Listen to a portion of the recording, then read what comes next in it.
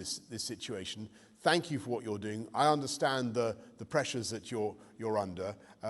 Believe me, it's been brought home to me by good local Conservative councillors across the land. We need to do more on this. And final thought, I apologise to all local councillors, Conservative councillors who feel they've suffered as a result of failure to deliver Brexit. One thing we will do is get Brexit over the line and sort that problem out, because it wasn't fair that so many Tory councillors lost their seats in May as a result of the failure of Westminster politicians. So I know.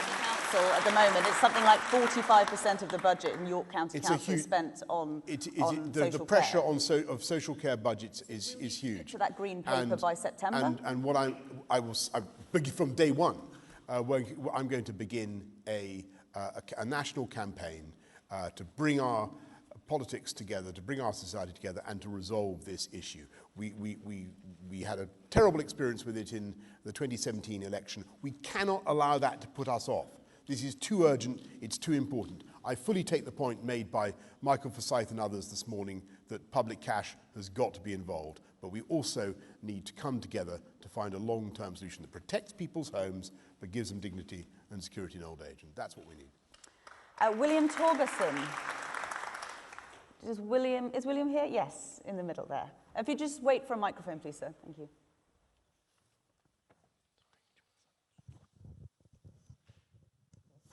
Hi, Boris.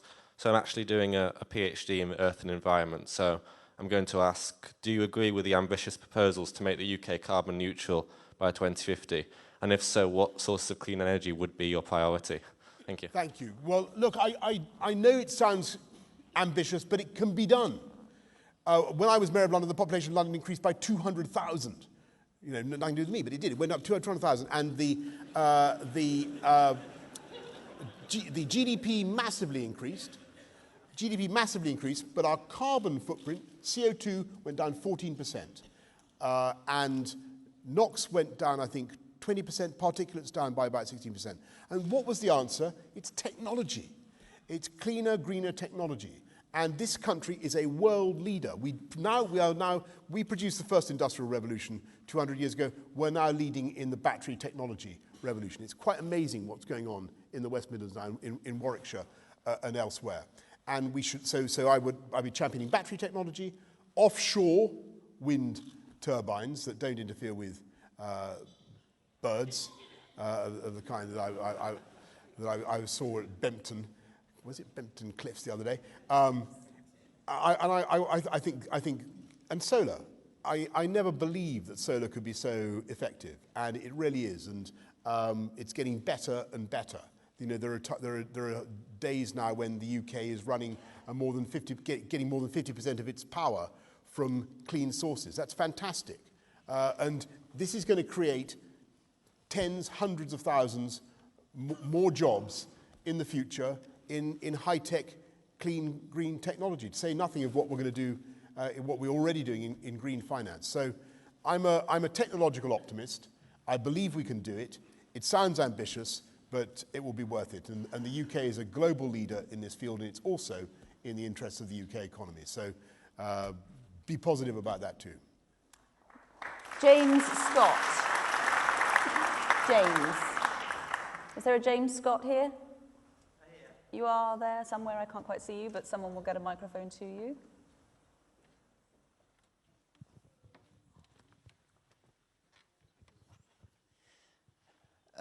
Good evening, Boris. Because should you think the railways be properly privatised instead of British Rail with a for rent sign stuck on?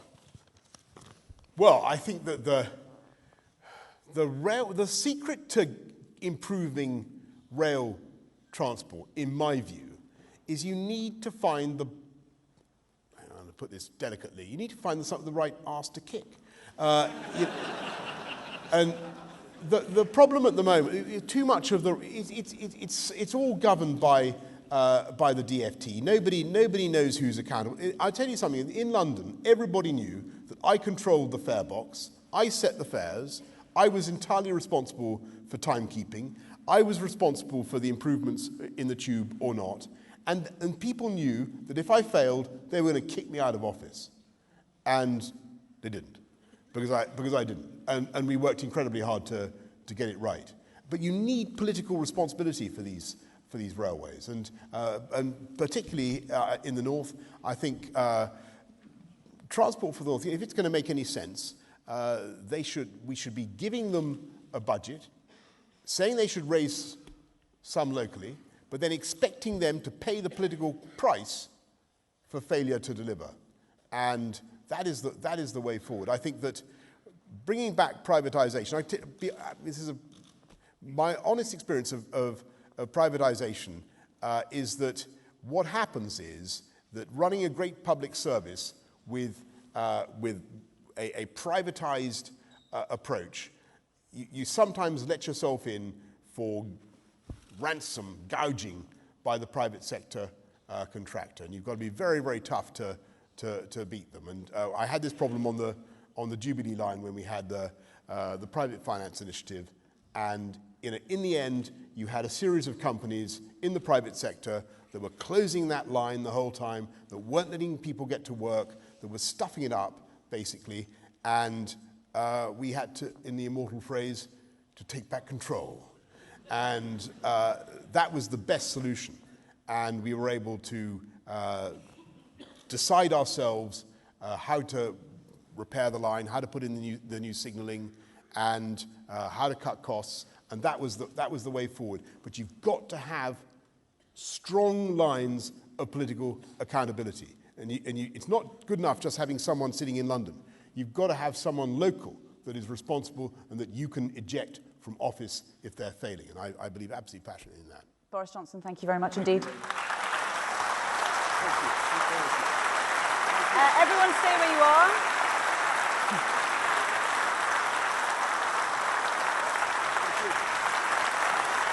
We move very swiftly now, straight on to hearing from the next candidate to be the Conservative Party leader and, of course, our next Prime Minister. So before we hear from Jeremy Hunt, let's first of all have a video from his campaign team. The most striking quality about Jeremy Hunt was his unwavering commitment to get results. I think perhaps part of that is to do with his background in business. No matter what the obstacles were, he was prepared to push through them. He wanted to get results. I've seen him deliver on the things that matter most to the British people. He has credibility from all sides. I trust him on Brexit. I've known Jeremy for 40 years. And about 25 of those years we've worked together, setting up various businesses. Those early days were absolutely about his determination and grit. He'd never give up. When I first met Jeremy, I realised he was a man who actually was committed to making a difference. In 2008, I lost my baby son Joshua as a consequence of serious failures in his care during my campaign to kind of uncover the truth about what happened. I was struggling to be heard. Jeremy really listened and treated me as a grieving dad rather than a troublemaker. I knew that this was somebody who was going to change things. My mum died quite tragically in poor care in Mid-South. Jeremy was incredibly kind. He saw the bereaved daughter behind the campaigner and he saw the people that mattered. I have known Jeremy Hunt since the early 2000s. He and his business partner started funding the education of children living with HIV in our community-based programme. Jeremy's generosity was sensed by us all. That desire to make a difference really drives him. It's never been about him. It's always been about what he can do to help others. The work he's done will save the lives of countless babies, and other families will not have to go through the kind of pain that we did. People often underestimate Jeremy because he comes across as being such a polite and generous and nice person, and he is. But I remember hearing him warning the EU not to mistake British politeness for British weakness, and I thought that just about sums him up. I was pessimistic about the London Olympics. I thought, we could mess this up. I remember talking to Jeremy in the build-up. He said, no, we're a great country. We can do this if we have the right mindset. The delivery was outstanding, but also had this element of fun. I know that Jeremy was very involved in getting that balance right. He believes in Britain as a force for good in the world. He's shown strong values at the FCO, and consistently good judgment. Negotiating, toughing it out when things get really difficult, keeping going, having a vision. Those are the skills that we need in a Prime Minister. He's a unifier. He's somebody who can reach out to different groups of people. My dad always taught me that politics should be about making a difference in ordinary people's lives. And Jeremy made a huge difference to our lives. He gave us hope, and that for me was the main thing, that he gave us hope in some very, very dark days.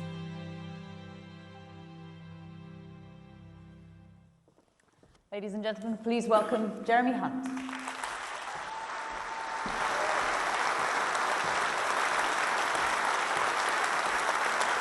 Hi, Hannah.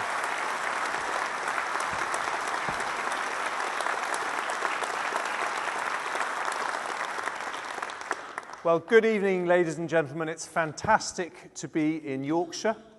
It's a wonderful sporting county. From my time with London 2012, I remember that had Yorkshire been a country, you would have come 12th in the medals table, ahead of Spain, Holland, South Africa and Brazil. I also know this is a fantastic place for tourism. I've been here many times with my own family, and a thriving regional economy. I note that York is twinned with the city of Nanjing, which I believe is in China, or is it Japan? We have had a foreign secretary who got that one wrong. I'm here because I want to tell you what I want to change as our Prime Minister. And to govern is to choose, and there are 4 big things that I want to change, and I want to tell you those 4 things. But we can't do any of them unless we do Brexit, and do it quickly. And on no deal, there isn't a huge amount of difference between me and Boris. We both want a deal. If we can't get a deal, we'll both leave without a deal. If there was a deal going through Parliament and it needed a little bit of extra time on the 31st of October, I would allow it to go through.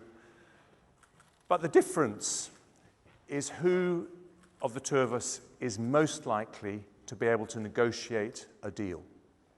And if you choose me, I'll be the first Prime Minister we've ever had who's set up their own business.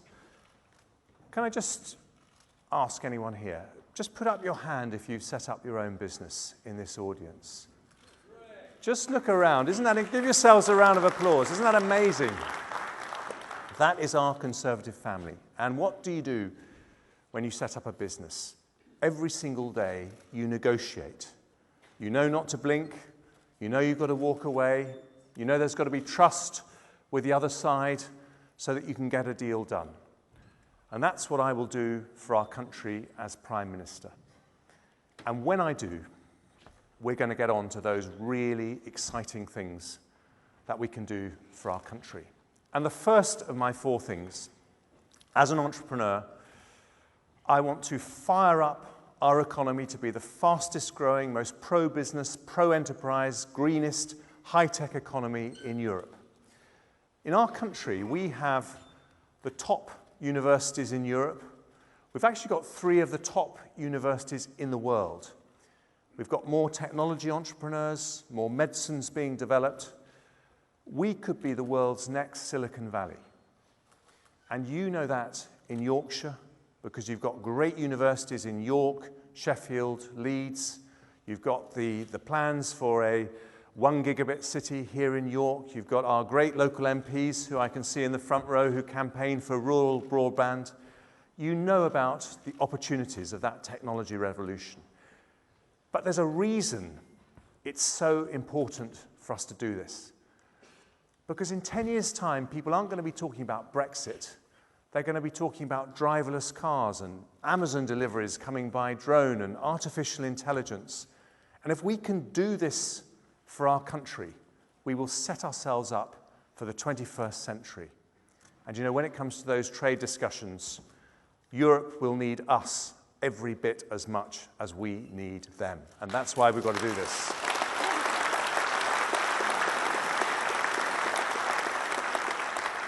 Now, the second of my 4, and I'm just keeping an eye on the clock here so that Hannah doesn't tick me off, I'm the Foreign Secretary who wants Britain to walk tall in the world. My dad was in the Navy. Thanks to his generation, we won the Cold War. We did because we never took peace for granted. And I won't either, which is why I will spend a higher proportion of our GDP on defence. Because at the point of Brexit,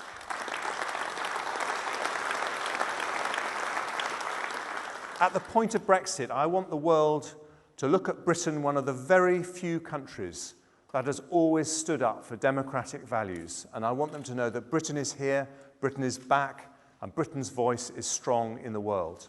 And then I've got number 3. I'll be the first Prime Minister who's been responsible for our NHS. And I always believe that we Conservatives shouldn't just have an economic mission, we've got to have a social mission as well. People know that we understand wealth creation, but they need to know our values as Conservatives. And I want our social mission to be education. You know, we've had fantastic reforms of our school system under Michael Gove.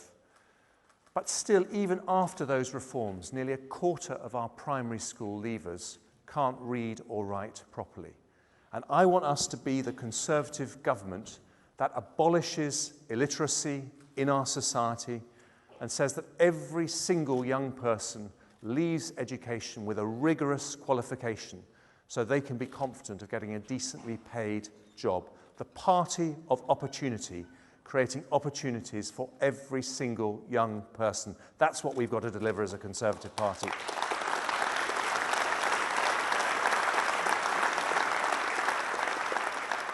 And then, finally, this is a political promise to all of you as fellow Conservatives. I promise that I won't go into an election until we've got more young people voting for our Conservative Party. We can't be the party of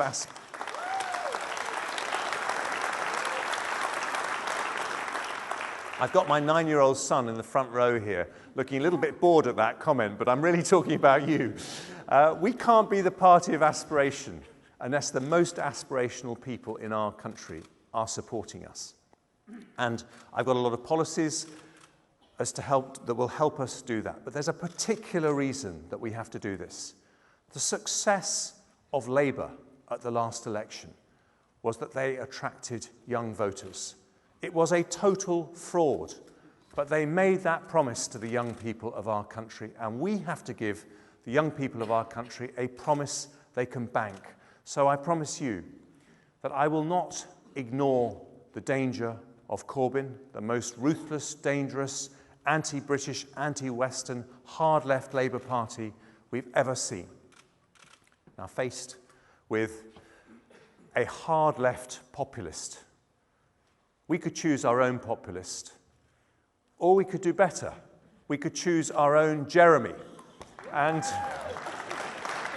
this Jeremy is going to win the argument for enterprise, aspiration, true social justice. Not so much for the people in this hall this evening. Most of us have done okay. But for young people desperate to find a well-paid job, for families trying so hard to get onto that housing ladder, for older people who just want to live out their days in dignity and with the proper respect they deserve. Get this moment wrong, and we could have no Conservative government, no Brexit, maybe even no Conservative Party. Get it right, and we can deliver Brexit, unite our party, unleash the extraordinary potential of our remarkable country, and send Corbyn packing. Let me show you how. Thank you.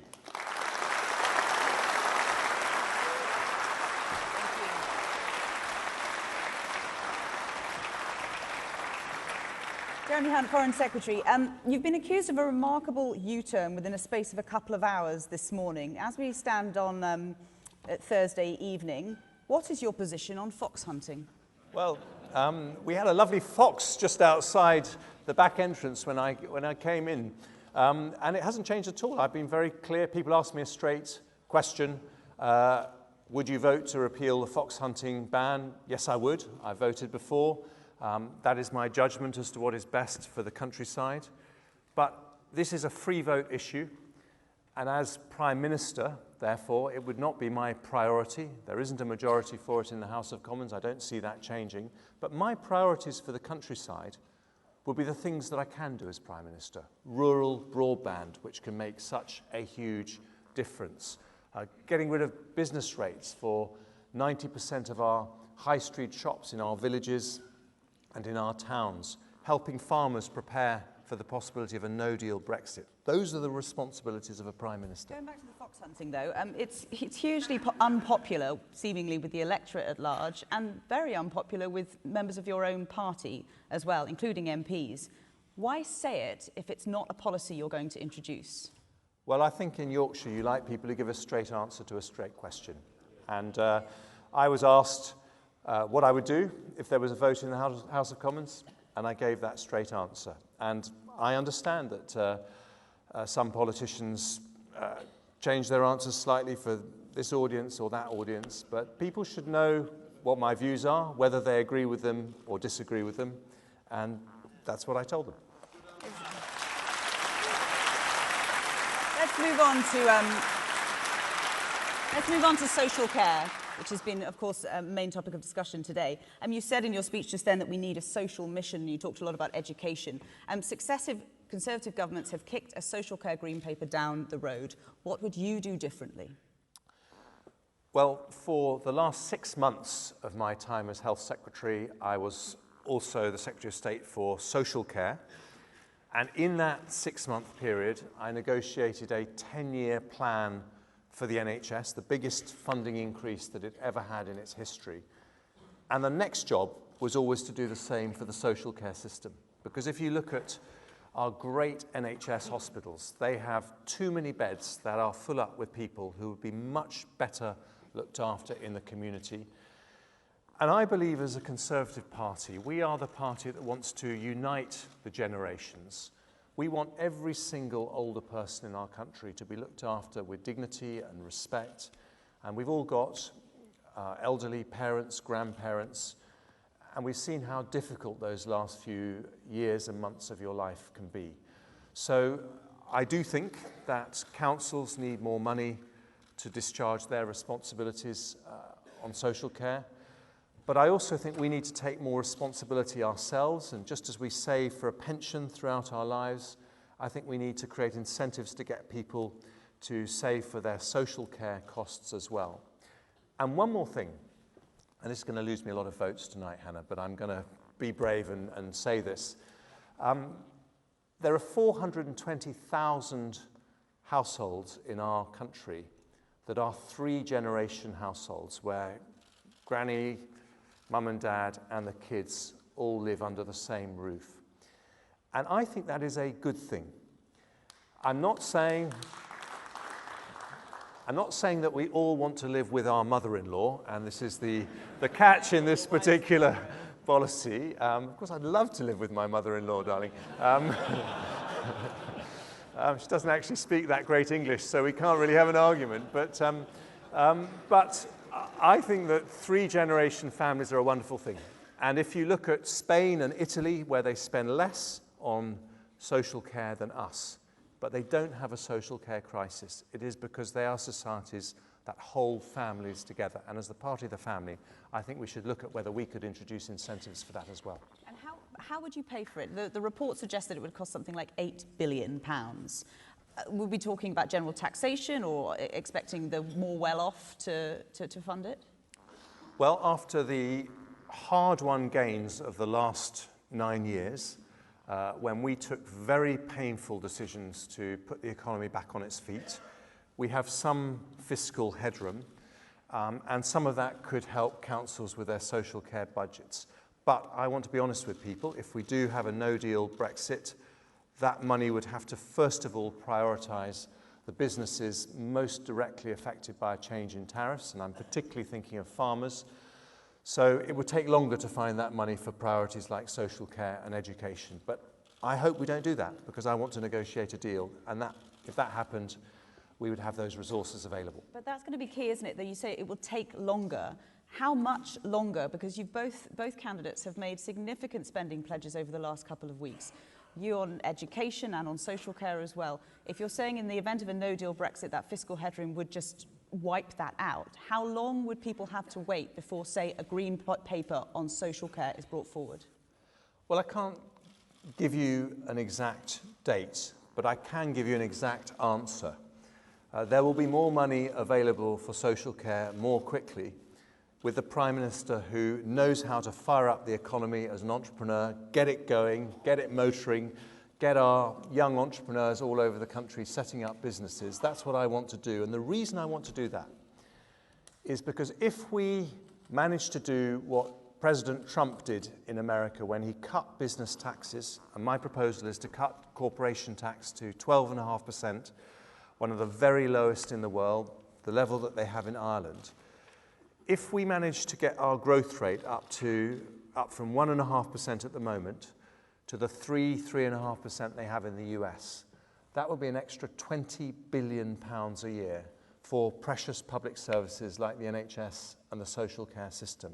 And that is why, as Conservatives, the first thing that we think about is how you grow the size of the cake, and then we can look after our public services.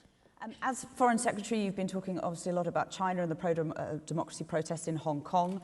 You've talked of serious consequences for China if freedoms are watered down. What are those serious consequences? Well, that is an important question to ask, but no Foreign Secretary would ever answer that question because we are trying to avoid a very difficult situation in Hong Kong. What would China have to do to provoke those serious consequences? Well, what I've said is that we have an internationally binding legal agreement with China, the joint declaration signed by Margaret Thatcher in 1984. That enshrines a high degree of autonomy for Hong Kong, the freedoms that the people of Hong Kong have had for many years under both British rule and Chinese rule. And we expect that binding agreement to be honoured. That's all I've said. If it's not, then we would have those consequences. But you need some strategic ambiguity. If you start spelling out what you do, then you might provoke the very thing you don't want to happen. Is the joint declaration currently being abused by China? I think at the moment we do a report every 6 months, and we report to Parliament exactly that issue.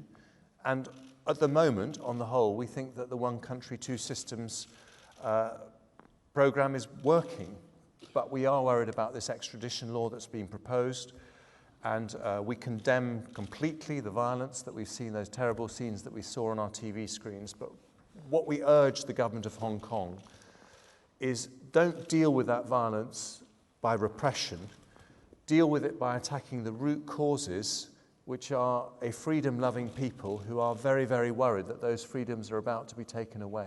And as a country that has always stood up for democratic values in the world, I think Britain's voice in this situation is a very important one. You've talked a lot about your skills as a negotiator. That's why you want to be Prime Minister, because you think you can get Brexit through. You've also said the public don't want a showman, they don't want to be entertained, they want a Prime Minister. A lot of people like Boris Johnson because they see him as a showman, because they see him as an entertainer. Well, you can have both. And, you know, I have absolutely no problem with someone who, you know, who can put a smile on people's faces. But my point is the priority for our country right now is to get us out of the biggest constitutional crisis of my lifetime. And yes, I do believe I could negotiate a Brexit deal, but what I don't say is this is going to be easy. As a businessman, I look at this situation, I think it is a very challenging situation, but nor is it impossible. And I think we've got to have some confidence. We have been through much worse in our history. We've had much bigger challenges, we've had much bigger hurdles to overcome, and we can get through this. And whichever way we leave the European Union, we will make it a terrific success. It's now over to you. So open to questions again. I've got quite a long list here. If someone's not here, then we'll just move swiftly on, unless it's a burning question, and then I just ask it myself. Rowan Hemingway is the first up. Rowan.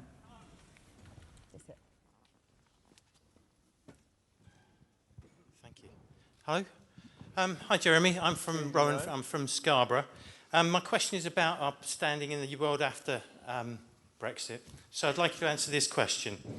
How do you consider yourself suitable for taking on the big beasts of the international stage, like Trump, Putin, Merkel, and Jinping? Well, first of all, Rowan, you've got an excellent local MP who's sitting in the front row here, Robert Goodwill. Thank you for sending him back to Parliament.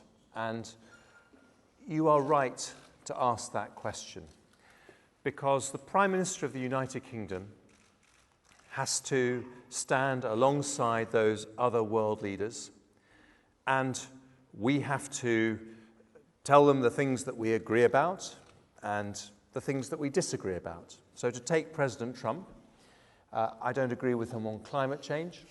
I don't agree with him on the Iran nuclear deal. But I do agree with him that the alliance between the United Kingdom and the United States is the greatest in history and has given us more peace and prosperity across the world than anything that anyone possibly imagined in 1945. But the test is not saying nice things to your friends. It's whether you're prepared to have those difficult conversations when you disagree. And we've just been having a difficult exchange with China. I want us to be the best of friends with China. I think it's an extraordinary country, and I am full of admiration with what they've achieved. But they need to know that there's a Prime Minister in the United Kingdom who will call out when we have worries about things that we disagree with. And that's what I've been doing in the last few days, and I think that's what we need as a Prime Minister. Do you trust President Trump? I think he's a businessman and a negotiator, and I think you can do a deal with President Trump. The key with President Trump is that it doesn't matter if you disagree with him, as long as you're completely straight. And yes, I do trust him. America's our closest ally. That relationship between the United Kingdom and the United States has gone from strength to strength under President Trump. He's been here twice in the last year, and he has shown commitment to the UK in a way that I think we can be proud of. The Washington Post says that he's made more than 10,000 false or misleading claims in the 3 years that he's been in office. Do you take him at his word? I do politics probably in a different way to President Trump. If you want me to criticise our closest ally, I'm afraid I'm going to disappoint you, Hannah. But let me tell you one thing about President Trump that I do admire. People notice that he's on Twitter a lot, does a lot of social media. And he doesn't get into work till a bit later on in the morning compared to some of his predecessors, because he's watching TV, he's on Twitter, he's doing all sorts of things. And some people might criticize that, but I'll tell you, we have the first American president who, when he arrives for work, the whole of America knows what he's thinking, and he knows what the whole of America is thinking. And that is a good thing for a leader. The problem is we don't know whether he's thinking that thing for that long. Let's move on. Matthew Robinson has a question. Matthew, if you could make yourself known. Over there. Good evening, Jeremy. I'm Matthew Robinson. I'm a councillor in Leeds. Hi, Matthew. Plans for devolution in Yorkshire and Humber have stalled, leaving Leeds, Bradford, York, Hull trailing behind Liverpool and Manchester. What more will you do to make sure that the Northern Powerhouse is delivered here in Yorkshire? Well, I think I've always been someone who's been a very strong supporter of devolution, Matthew. I think the One Yorkshire Devo plans have taken a lot longer than everyone hoped, and I think that has been a source of frustration, and we have to get those plans right before the Devo plan can happen. But do I want to encourage devolution? Absolutely. I think the big mistake that Blair made when he set up the Welsh Assembly and the Scottish Parliament was that he didn't set up parallel plans to devolve power in England, and that has held back particularly the North. So I'm a very big supporter of the Northern Powerhouse, of Northern Powerhouse Rail, of a number of the projects that can really power up the northern economy. And the way I look at it is that it was the North, Yorkshire in particular, but the North overall, that gave our country the first industrial revolution, which set us up, made us the most prosperous, dynamic, successful country on the planet for many, many years. And now we're on the cusp of the fourth industrial revolution. I talked about being the next Silicon Valley. If you could link the North and the South, which is why I'm a supporter of HS2, if you could unleash the power of the North, then that would make this country unbeatable. Christine Harrison. Christine Harrison has a question. Is Christine here? Yes, just at the front there. Lovely. Just wait for a microphone, if you will, please.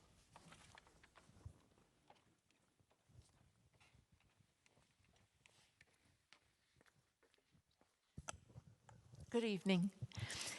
Is it acceptable for MPs to ignore how their constituents voted in the referendum? No, it's not.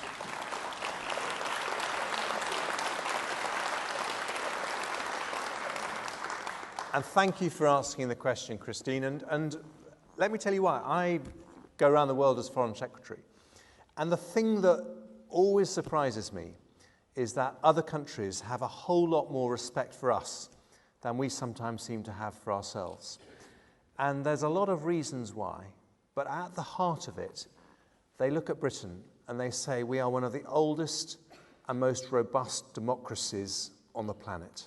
And they respect that. They see the grilling our Prime Minister gets on Prime Minister's Questions every Wednesday, the grilling that politicians get on the BBC if they're prepared to do those interviews. And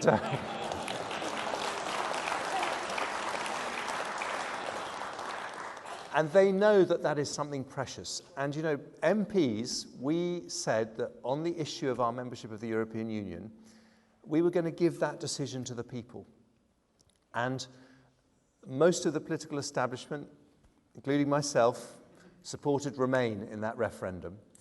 And what the world is saying is they all say, you can make a terrific success of Brexit. Of course you can. You're Britain, fifth biggest economy in the world. There's no problem of making a success of Brexit. They're a bit puzzled that we're taking so long to get on with it. But they also are saying this is the ultimate test of whether you really are that democracy. Are you actually going to do this thing that your political establishment really didn't want to do?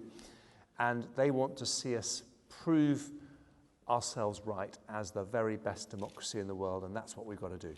But what happens then? What happens then to MPs in constituencies that voted Remain, and you're trying to get through a deal by October 31st? What would you say to those MPs within the party? Well, there are lots of constituencies where more people voted Remain. My constituency is one of them, but we didn't say that we were going to take this decision constituency by constituency. We said we were going to take this decision as a country, and 52% voted to leave. And the question we have to ask is, how, having delivered that decision, do we bring the country together? And the way to bring the country together is not to stop Brexit or reverse Brexit or have a second referendum, because that would be to betray the outcome of that referendum result. The way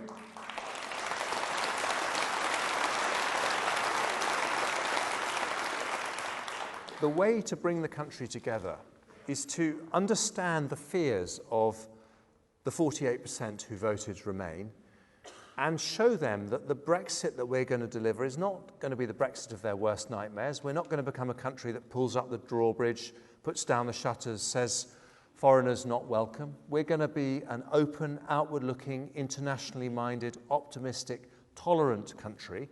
And when they see that that Brexit, that conservative Brexit, not a UKIP Brexit, a conservative Brexit, is what we are delivering, then I think they will understand that we can make a great success of Brexit without changing the fundamental, brilliant thing about our country, which is that we are so tolerant and open-minded. But are you suggesting that if once you've got your deal and you're trying to get it through Parliament, that all MPs should go to their constituents and hold a sort of a straw poll to see who's in favour of it? And if they're not in favour of it, then they should vote against it?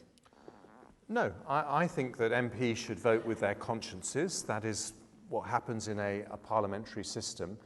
But I think they should be mindful of the promises that they have made to their constituents and to the country as a whole that we have said we will honour this referendum result, and that's what we must do. Mike Ward has a question. Mike, just at the front here.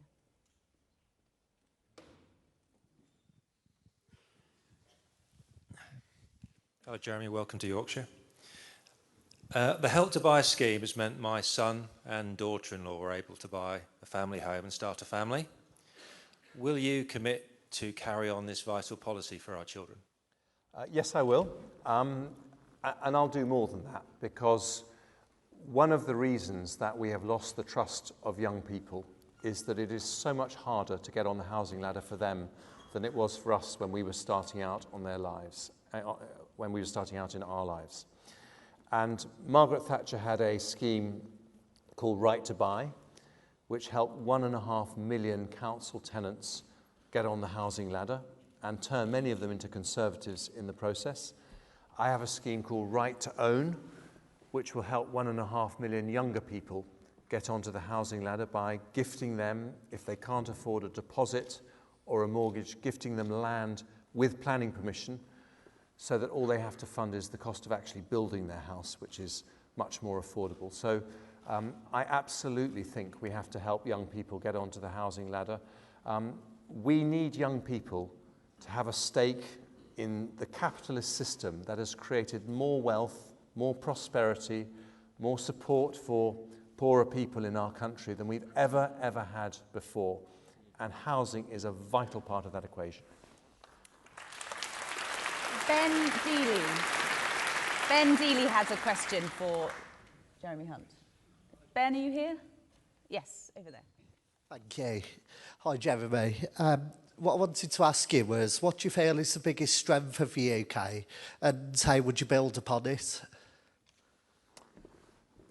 Well, we've got a lot of incredible strengths. We are brilliant inventors, as we saw in the Industrial Revolution. We've won more Nobel Prizes than Russia, China, a whole bunch of European countries put together. But what I like most about our country is that we are strong. We stood alone in the Second World War for the democratic values that we believe in. But we're also a compassionate country. And I think that's reflected in the fact that within the space of 3 years,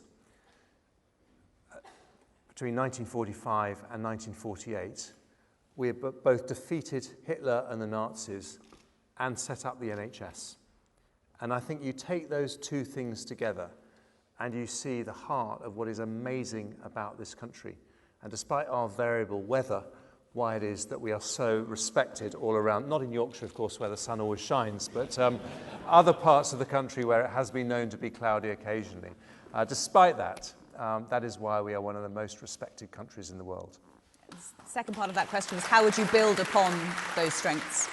How would I build upon those strengths? By understanding that great conservative point that you can't do anything unless you have a strong economy. You have to unleash the economy, but then use that money in a way that reflects our British values. Yes, for tax cuts, and I've said that when we get to the point we can afford it, I'd like everyone to take home £1,000 a month without any tax or national insurance, because rent is very expensive and the cost of living is much higher. So yes, tax cuts, but also our vital public services. We've talked about social care, education, and other public services. People need to see that we care about them too. Matthew Leach. Matthew.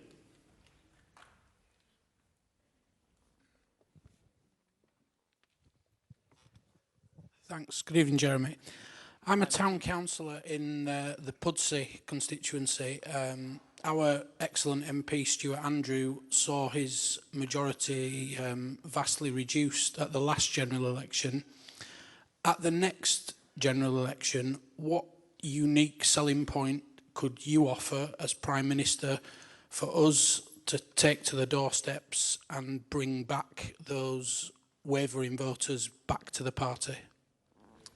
Well, thank you. That's a very important question, and Stuart Andrew is a fantastic MP, and I went to visit him during the election campaign, Let's give Stuart a round of applause because he is a great MP.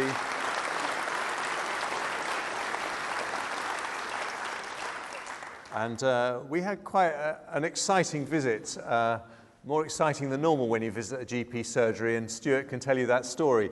But if you choose me, I'd be the first Prime Minister in half a century who has won a marginal seat. When I inherited my seat, we had a majority of just 861. In my part of the world, it was against the Lib Dems.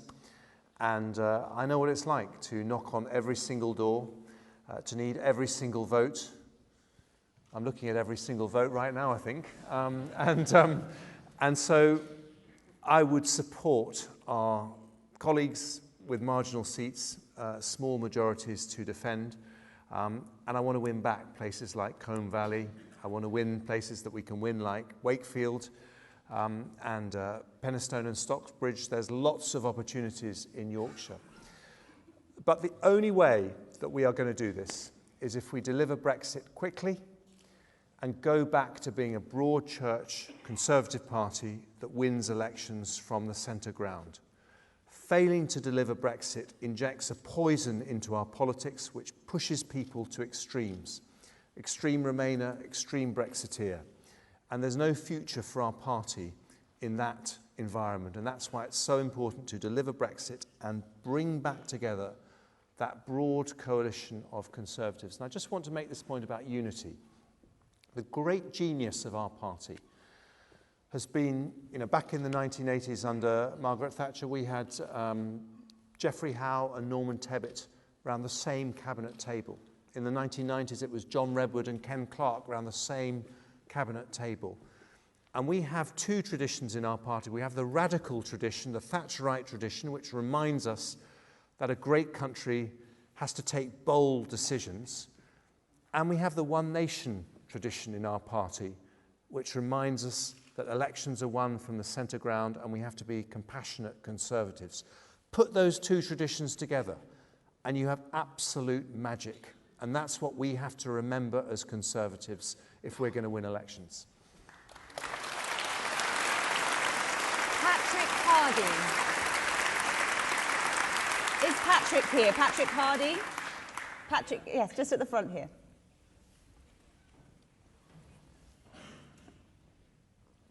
Someone will get a microphone to you eventually.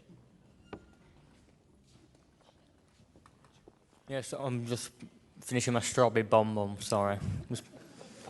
Don't swallow it though, that's I'd offer you one, but we haven't been cleared by security, so... But, I'll put that down there. you mind holding this or something? Sorry. I'm 15 years old and I'm from Home Firth. And I was asking, since the lower income earners have taken the biggest blow from austerity measures, which we agree were necessary, what will the candidates do to show these people, after 9 years of just about managing, that their graft was worth it? Very good question, Patrick. It was worth waiting for.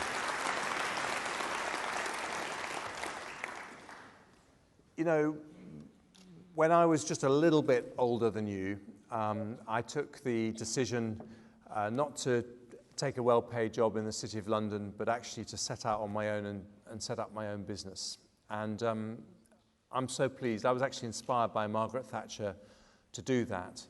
And that has always made me think that the Conservative Party must be on the side of strivers, on the side of people who want to work hard for themselves and their families, create a future for their families.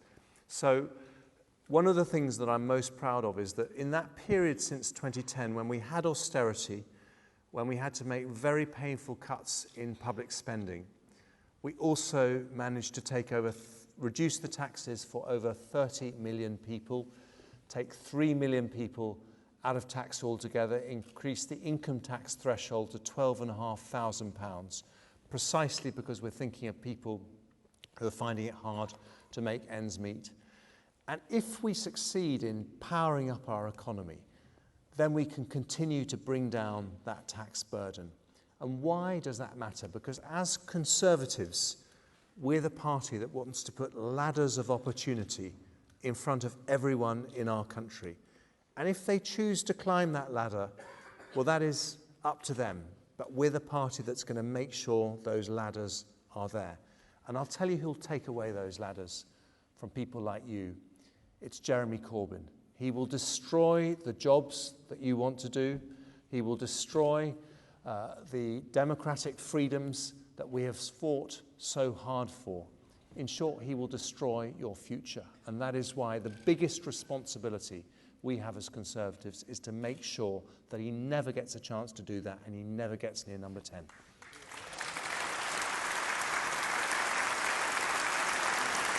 Brian Harrison. Brian Harrison has a question, I believe. Yes.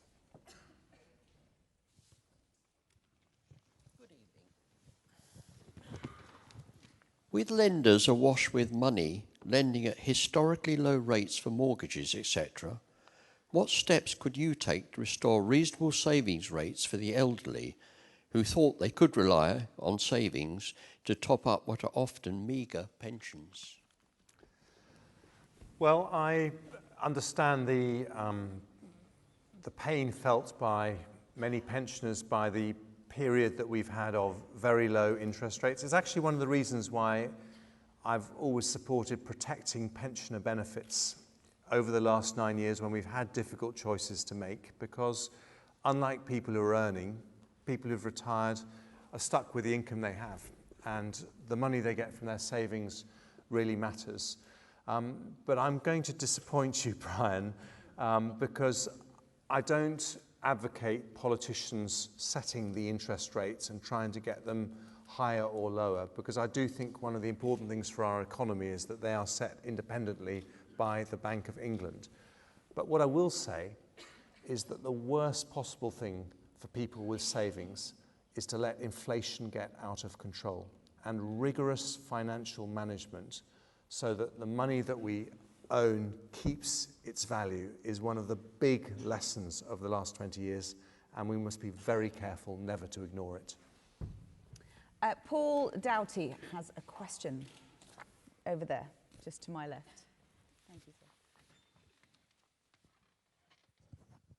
Thank you. Good evening, Jeremy. I'm a councillor here in York. Conservatives, including some of our local MPs, Julian Sturdy and Kevin Hollinrake, have been pressing for road dualling of the York Northern Ring Road and the A64 main coastal route to Scarborough. How would you help prioritise this much-needed infrastructure investment?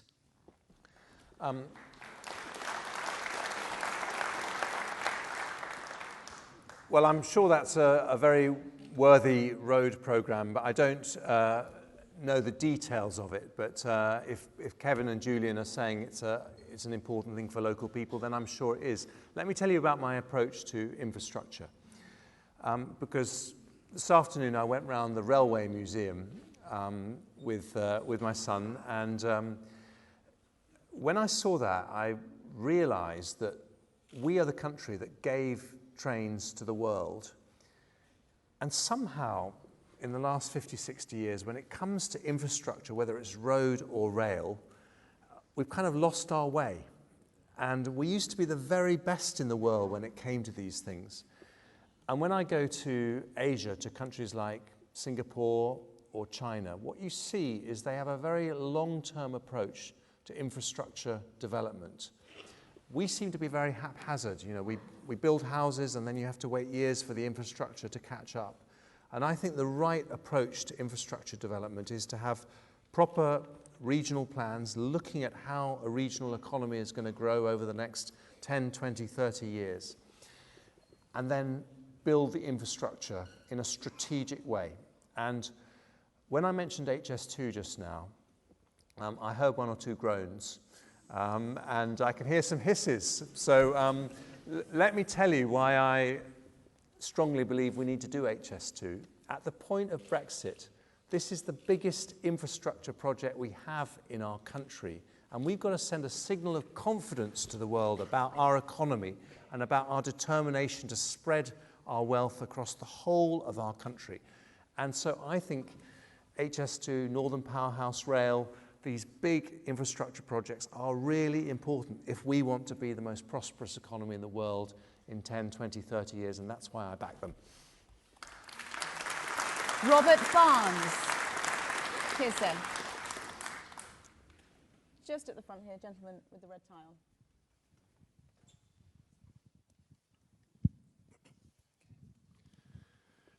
Good evening, Mr Hunt.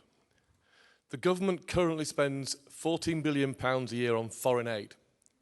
With homeless veterans sleeping on our streets, is it not time to abolish the mandatory foreign aid target and spend our money at home?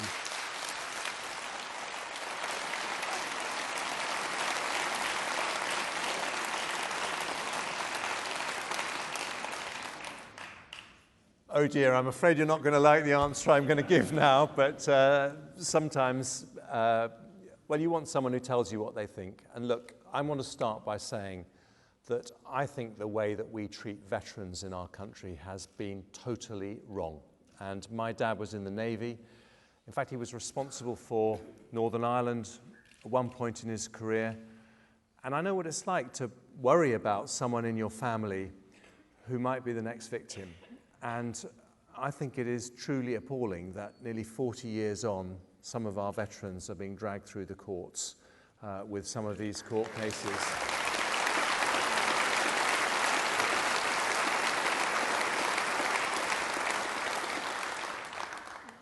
But I am also proud that as a compassionate country, even when we have a recession, even when we go through economic difficulties of our own, we also recognise that there are countries in the world which are still much, much worse off than us. So I do defend having an aid budget. I think that the rules on how we spend the 0.7% are wrong. In particular, I don't understand why if we send the Navy to help with hurricane relief in the Caribbean, that can't count towards the aid budget because military contributions don't count. So I think we should change the rules.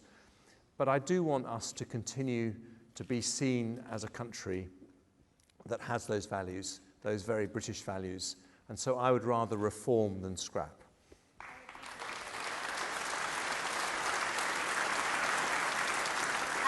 Sticking with the theme of veterans then, Ashley Marks. If Ashley Marks is here, you have a question.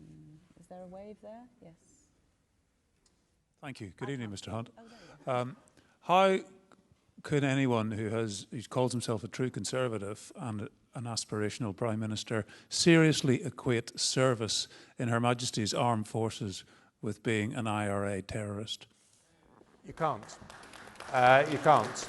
And as I think I mentioned just now, with a father in the Navy, I absolutely never would.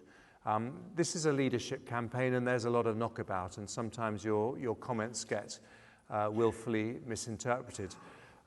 What I said was that the system we have at the moment, where we're dragging people through the courts after nearly 40 years, is wrong and it needs to be changed, but also that all of those brave soldiers, sailors, members of the RUC would want that to be done in a way that protected the gains of the Belfast Good Friday Agreement, which is one of the most important things that happened in this country in the last 20 years, started by John Major. And so we have to do this in a way that works. There's a review going on at the moment. I commit as Prime Minister that we will find a way to do the right thing for our brave servicemen and women. Final question from Margaret Woolmer. Margaret.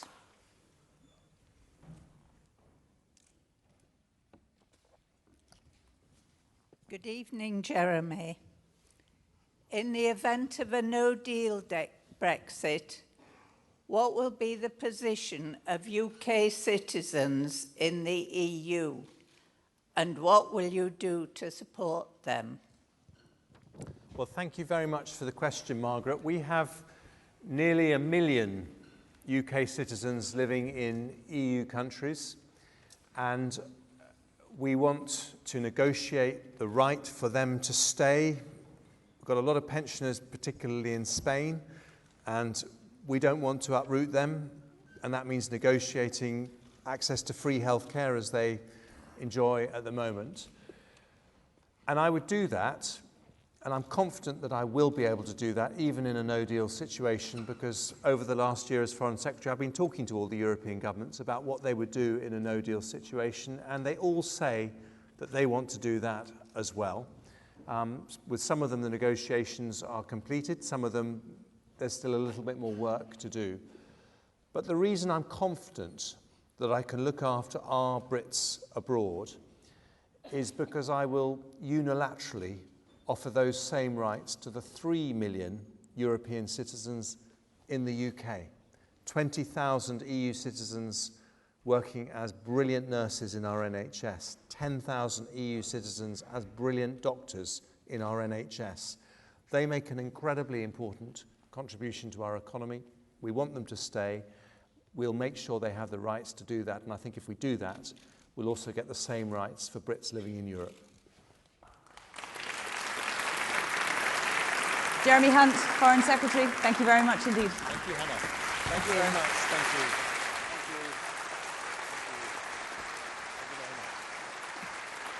And thank you all very much as well. The hustings continue. We're on to Darlington next, but thank you very much for your contribution tonight.